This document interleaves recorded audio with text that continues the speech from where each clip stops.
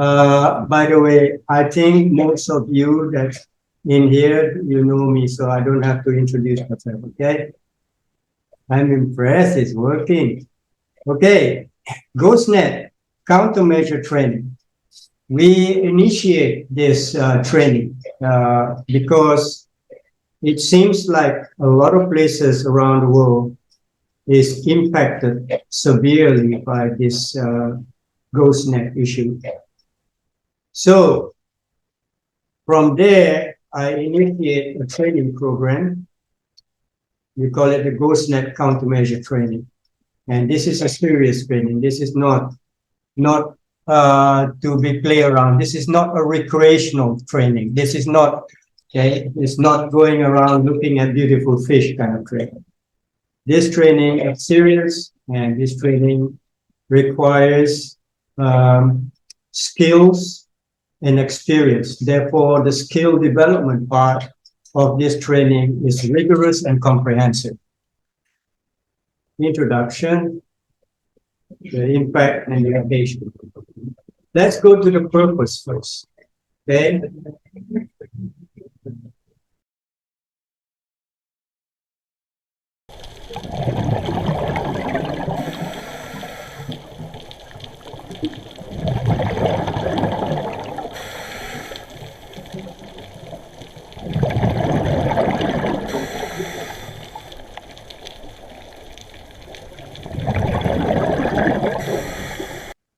Yes, the purpose. There's only 3 words for this purpose. The purpose is call for action.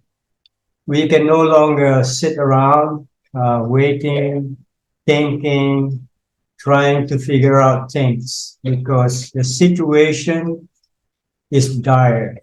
The situation is serious. Everywhere around the world, outside of touristic area, the moment you move outside of touristic area, you will see GhostNet. If I give you a coin each, how many of you here? If I give you a coin each, and you go to the ocean next to you, and you throw that coin in the ocean, and you send somebody down to pick it up, you probably see a net. Yeah, that's how bad it is. So it's call for action. We are going to see the impact of the GhostNet as far as I want you all to know about the impact. I call for action because the impact is now severe.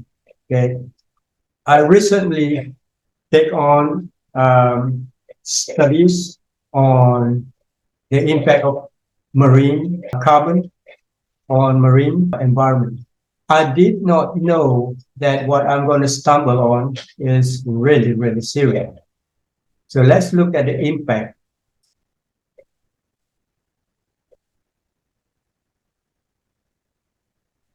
I outlined 4. There are more impact, actually. I just outlined 4 because otherwise it's going to take very, very long.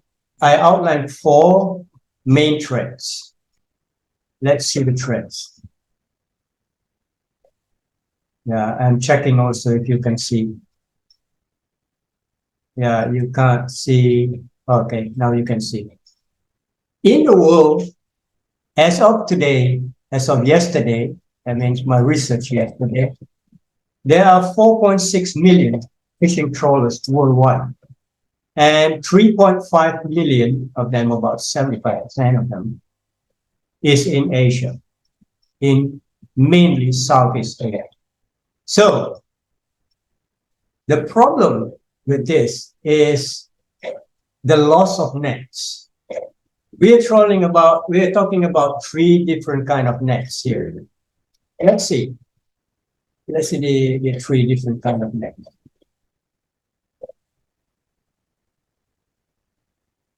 Okay, you can see now. Trawler net, perch seine, and drift net. Okay. A lot of people think, oh, actually, the fishing net is really expensive. They don't really deliberately lost them. Most probably it's an accident.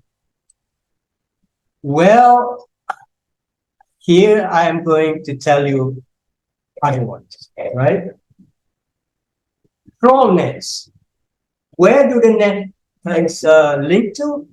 For the trawler nets, where do the nets link to? The net is linked to the boat.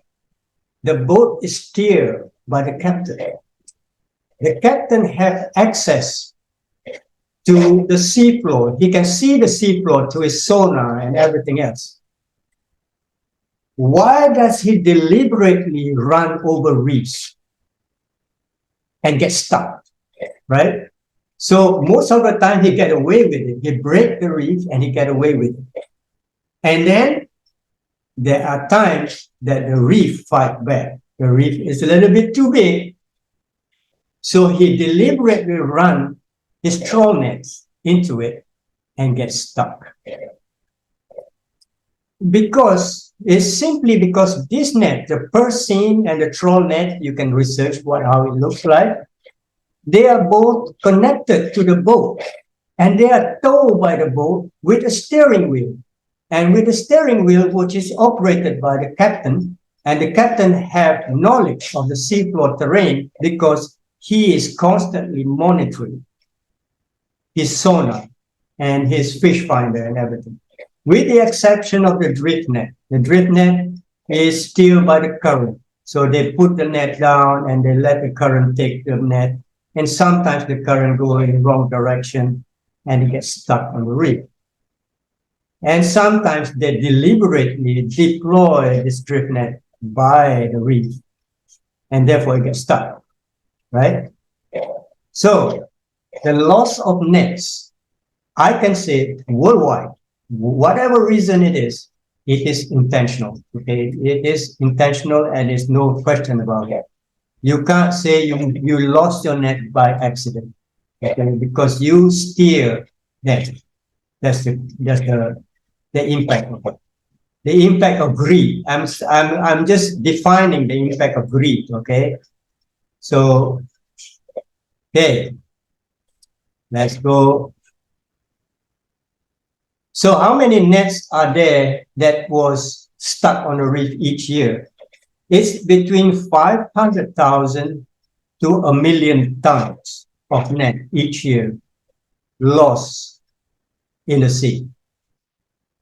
And then about approximately 25 million pots and traps also lost in the sea, 14 billion hooks, and about 740,000 kilometers of fishing line lost at sea.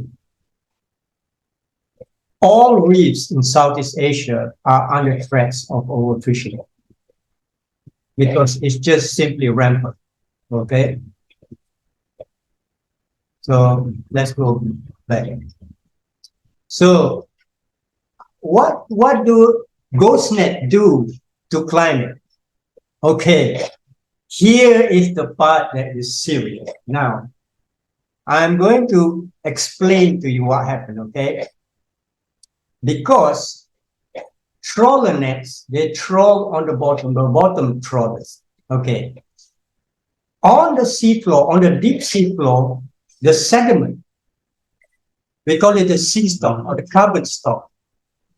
79% of the Earth carbon on Earth is actually stored in the sediment in the ocean.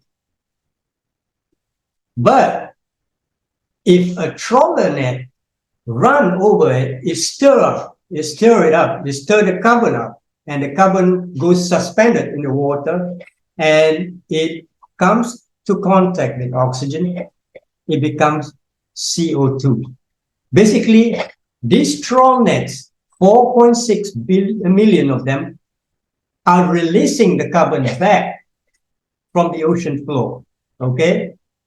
So why does nobody talk about these issues of carbon, right? How does the carbon was released? See here, okay? Okay. So the net now,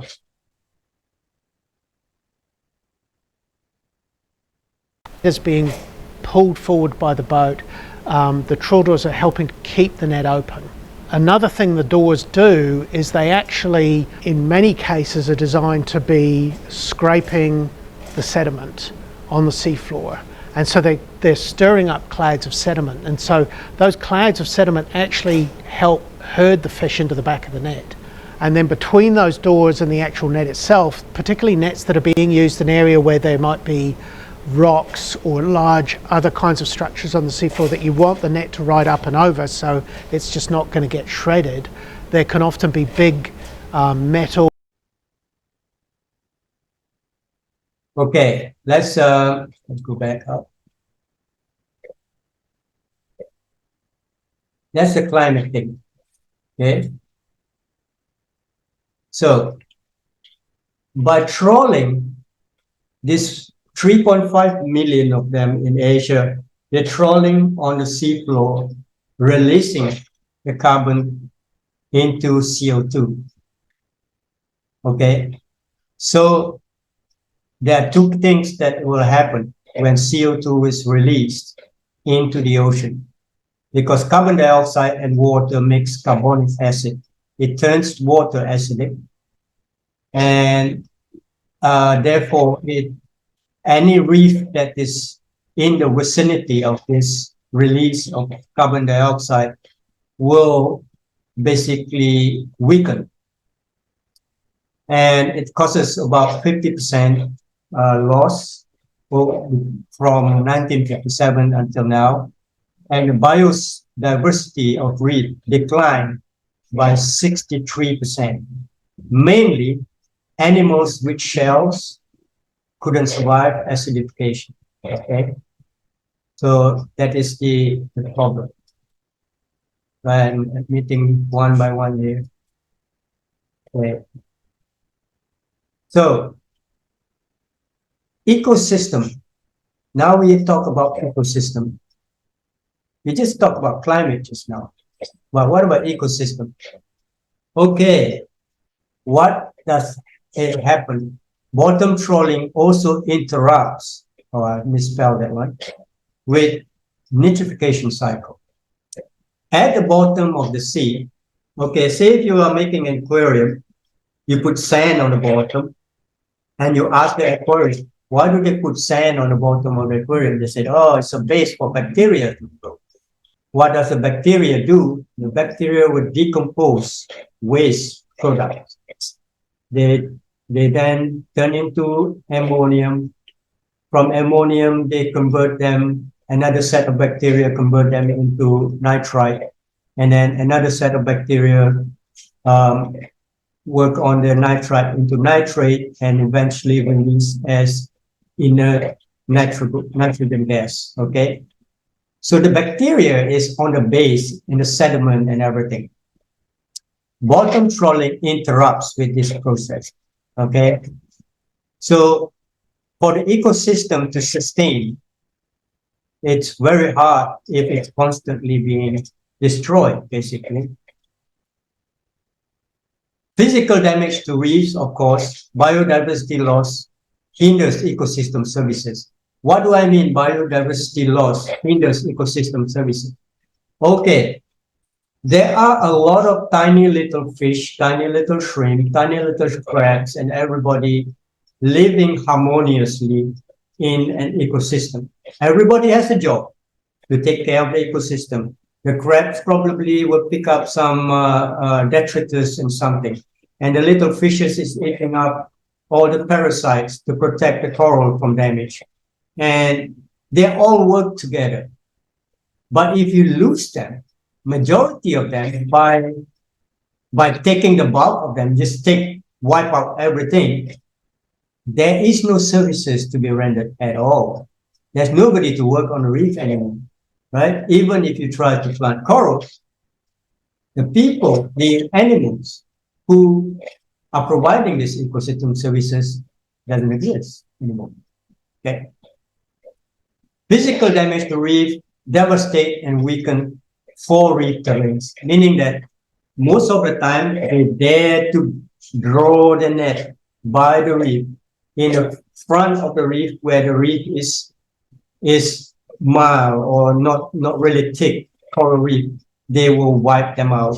They will wipe them out, constantly wipe them out. So naturally, for coral reef to expand with this bottom trawling system, they have no chance. Okay, has an impact on ecosystem. So economy. Now we talk about economy, right? I don't know if you guys know a town called Lumut in Malaysia. Okay, it's in Perak. This town is sustaining. Mainly, they are hanging on the thread because that thread is the naval base. The Navy is providing a lot of support to this town. Okay. Apart from that, it is a fishing industry. Many fisheries-based economy either reach the threshold or are declining. Yes, all the fishing industry goes from lavish to less and less until now they reach the threshold. The economy based on fisheries no longer expand simply because there is the depleting fish stock, the depleting ecosystem, the degrading ecosystem, and then the competition and all this mechanized fishing system are competing with each other. Therefore, the industry, they're not producing much more fish than they used to. In fact, they are declining. So that economy, fishing-based economy, is at the brink, basically. So to rescue a town like Lumut, we need diversification from fisheries-based economy. So we need to bring other forms of economy into it. But then, for most fishing port like Lumut or Bangkok or Karachi, for example, they have been in business since the 7th century when the Portuguese came to Asia, right? They're in business in the 7th century. Imagine for that long, for hundreds of years of taking and taking and taking and taking and taking and not giving back.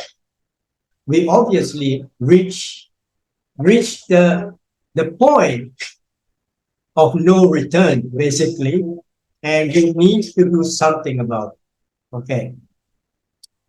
And we have to promote sustainability, promote and embrace blue economy with practice. Okay, I've been around for a little bit talking to professors and doctors and politicians about blue economy.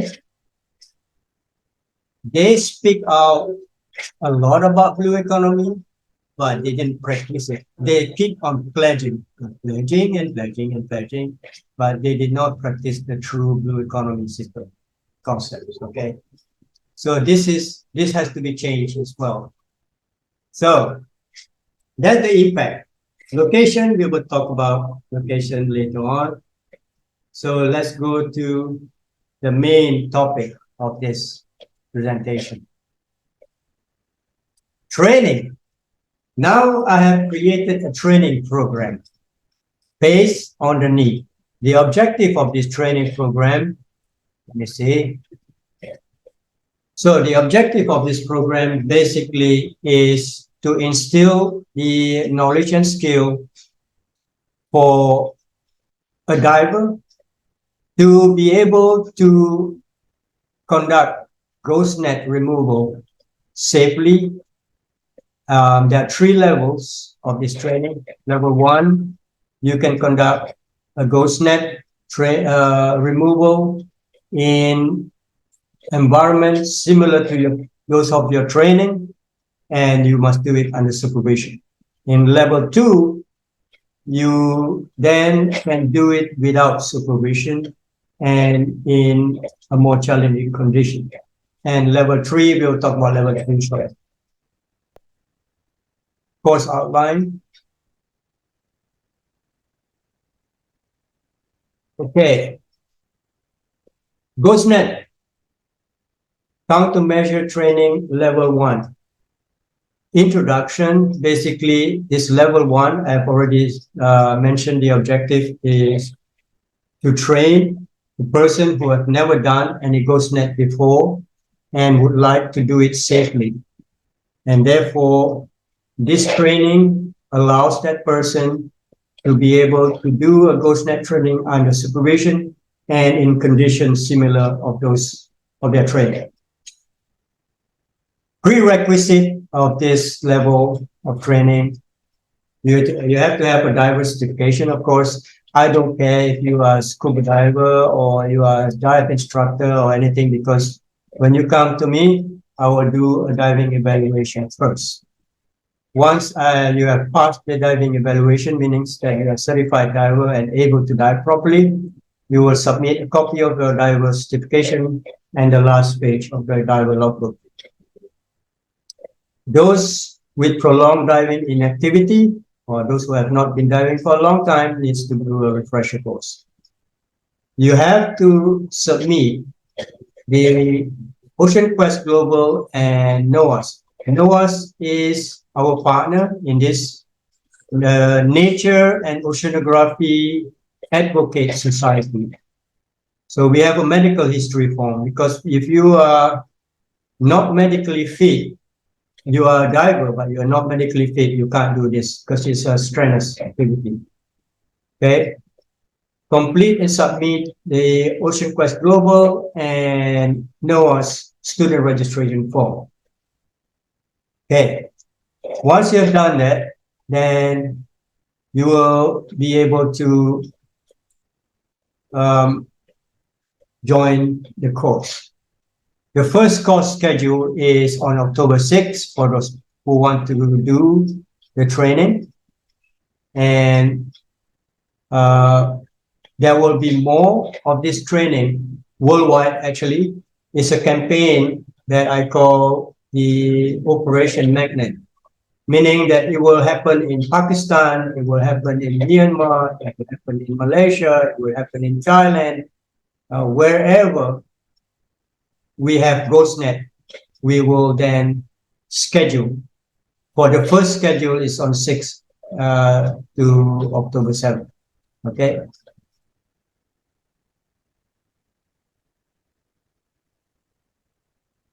Okay, what will you learn in the course? There will be a course introduction. You will learn about the different kind of fishing equipment, because if you don't know what type of equipment, you are at risk of getting entangled badly. Okay, so you don't want to get entangled down there and playing like salsa, dancing salsa down there with the net. Okay, it's not a funny thing to do. So we will talk about GhostNet recovery tools, what tools are effective for what kind of nets, and what are the requirements. And also, what are the tools to use to lift them up to the surface? Because you cannot, basically, you don't have enough strength to bring it up without using lifting devices. And there will be safety procedure on how to use this underwater. Diving safety in GhostNet countermeasures. And diving safety is very important, because people who get into GhostNet, they think they're heroes. They will stay until their air is out and they'll turn blue before they look for their friends to get some air to breathe and come up to the surface. That is not funny, because it's dangerous. Okay, progression of training. Just now I was talking about this level 1 training. The level 1 training, and it takes only 2 days, but you need to read first. When you enroll in this course, you will be given some reading material, not much, about 100 pages. So you have to read it, and when you attend the course, a 1-day course basically will be a direct discussion about. So in level 2, that's different. In level 1, basically the depth limit of level 1 is only 12 meters. You cannot go any deeper than that, because basically we are building experience for those persons who never done that before. Because mostly if you go around where people are removing nets, those people, they are highly experienced people. They take years of practice. But as a beginner, you don't have any experience. And those people will not take you with them. They definitely shy away from you for sure. They're not going to take you underwater. The only way you can gain first-hand experience is to enroll in this training. This training is meant to give you knowledge, awareness of the safety, and first-hand experience. That is how you're going to build experience, right? When you build your experience, then when you have experience enough, you can join the pros, as what we say. But those pros as well, they sometimes get into accident too, right? Because they ignore safety, for example. And then in level 2, you will go slightly deeper. You can go up to 20 meters. Then you begin to, you will be trained on low visibility diving. The picture you see is like crystal clear water. You can see it clearly. Well, what if you can't see a thing, right? You basically have to touch and feel. You might touch a shark or you might touch a crocodile. You don't even know it, right?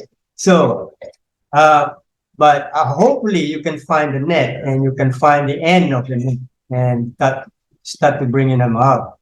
But in low visibility, we have limits. If you can't see more than 1 meter away, we don't do ghost net because it's very risky. Okay. In level 3 is a development towards becoming a ghost net countermeasure trainer, right? This level is a transition toward becoming a ghost net countermeasure training instructor. This level is the level that you are going to go when you want to be a trainer. If you don't like teaching people, forget about it. Just stay at level 2. Okay. But if you want to be a little bit more at the end of the day, telling people to clean up equipment and staying with students and answering questions, you go to level 3. So that's the short introduction of the GhostNet. But I would like to answer some questions because we only like can you stop share for a bit?